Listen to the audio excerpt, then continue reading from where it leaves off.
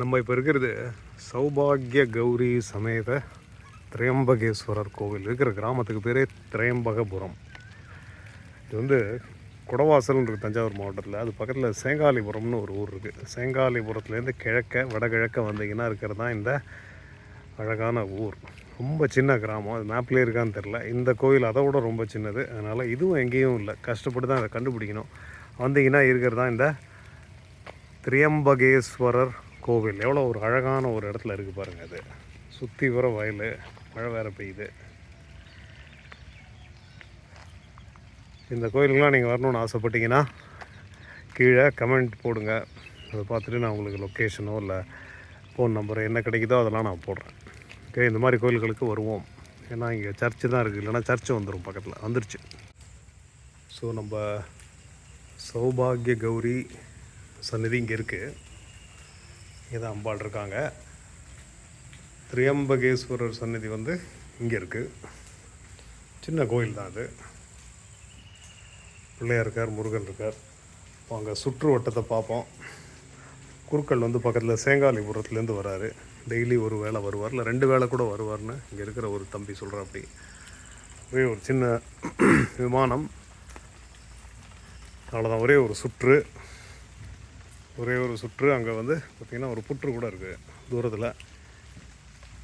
இன்னும் பெருசாக ஆளுங்க வர்றதில்லை அப்படிங்கிறதுனால அவ்வளோவா பராமரிப்பு இல்லை. துர்க்கை சந்நிதி, துர்க்கைக்கு ஏற்ற மாதிரியே சண்டேஸ்வரர் இருக்கார். சண்டேஸ்வரர். இது அம்பாள் சந்நிதி.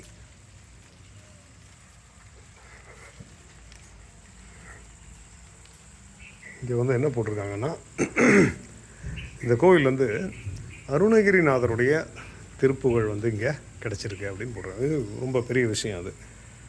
ஸோ இந்த ஒரு சின்ன கிராமத்தில் அருணகிரிநாதர் திருப்புகழ் கிடைக்கிறதுனா அப்போ இது வந்து ரொம்ப பழைய ரொம்ப புகழ்பெற்ற ஒரு கோயிலாக இருந்திருக்கணும். அப்போ அவர் வந்திருக்காருங்க. ஸோ இந்த கோயிலை சுற்றி என்ன இருக்குன்னா, குடவாயில், திருவழிமிழலை, கூந்தலூர், ஸ்ரீவாஞ்சியம், சிதலப்பதி, கூத்தனூர், இந்த மாதிரி நிறைய கோயில் இருக்குது. அதையும் அவங்களே பொறிச்சு வச்சுருக்காங்க இங்கே.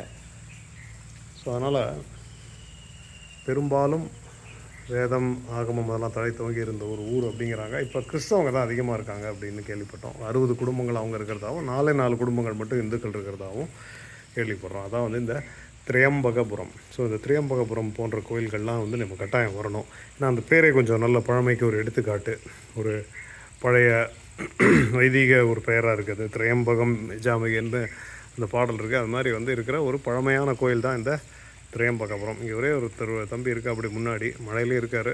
அந்த தம்பி தான் நமக்காக ஹெல்ப் பண்ணி நம்மளை கேட்டு பார்த்தாங்க ஊரில் சாவி. ஆனால் அந்த வச்சுருக்கிற குடும்பங்கள் இல்லைங்கிறதுனால நம்ம ஏரி குதித்து இப்போ உள்ளே வந்திருக்கோம்.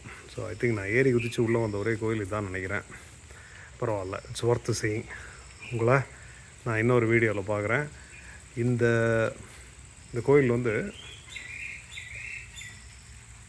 சேங்காலிபுரம் சேங்காலிபுரம் தீக்ஷிதர் குடும்பங்களுக்கு குலதெய்வமான பாலசாஸ்தா கோயில் இங்கே இருக்குது அப்படின்னு போட்டிருக்காங்க. அந்த மாதிரி ஒரு ஊர் தான் இந்த திரியம்பகபுரம்.